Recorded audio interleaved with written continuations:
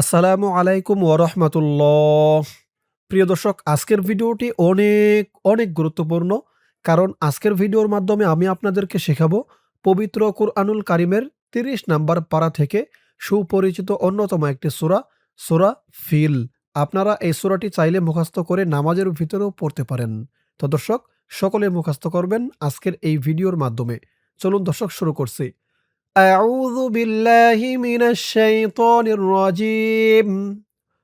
বিসমিল্লাহির রহমানির রহিম। আলাম তারা কাইফা ফাআলা আলাম তারা আলাম তারা আমি আপনাদেরকে শব্দে ভেঙে সঠিক উচ্চারণ করে বলে দেব। আপনারাও আমার সাথে বলে মুখস্থ করে নিবেন। আলাম তারা কাইফা ফাআলা كيف فعل ألم تر كيف فعل ربك ربك بأصحاب الفيل بأصحاب الفيل ربك بأصحاب الفيل ألم تر كيف فعل ربك بأصحاب الفيل আমার সাথে বলুন। ألم تر كيف فعل ربك بأصحاب الفيل ألم يجعل كيدهم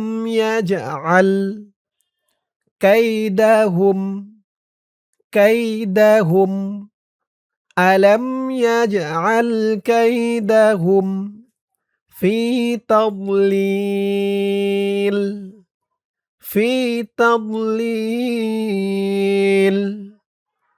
ألم يجعل كيدهم في تضليل ألم يجعل كيدهم في تضليل وأرسل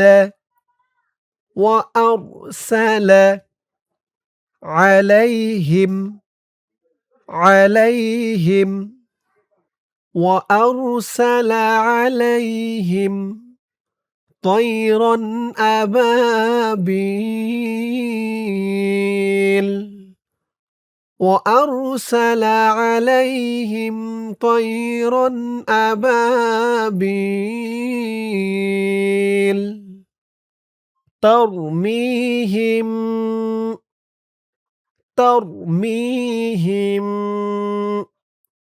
بحجارة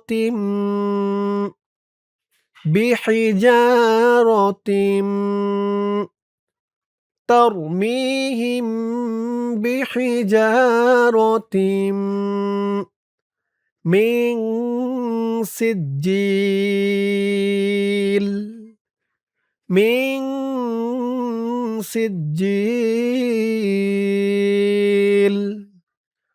ترميهم بحجارة من سجيل فجعلهم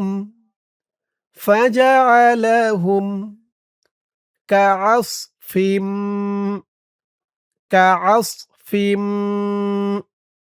مأكول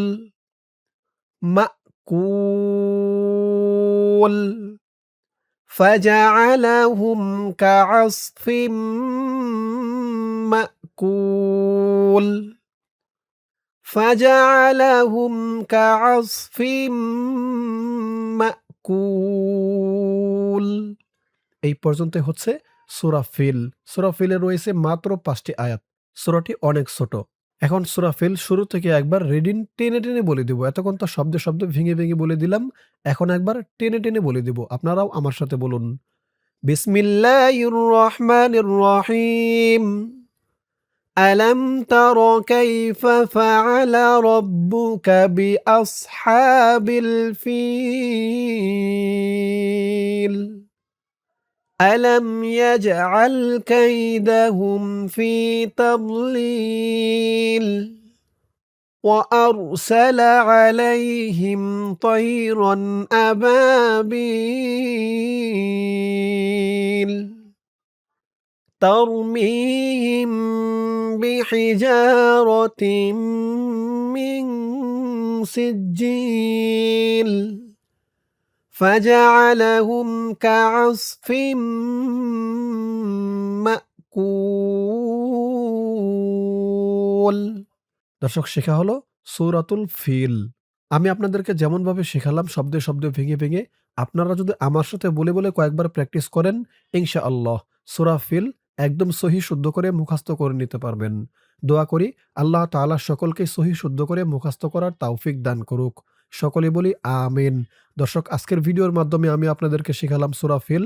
ইনশাআল্লাহ এর পরের ভিডিওতে অন্য কোনো সূরা শেখাবো। আপনারা কোন সূরা শিখতে চান এই ভিডিওতে কমেন্ট করে জানাতে পারেন। তো আজ এ পর্যন্তই। সকলে ভালো থাকবেন। আসসালামু আলাইকুম ওয়া রাহমাতুল্লাহ।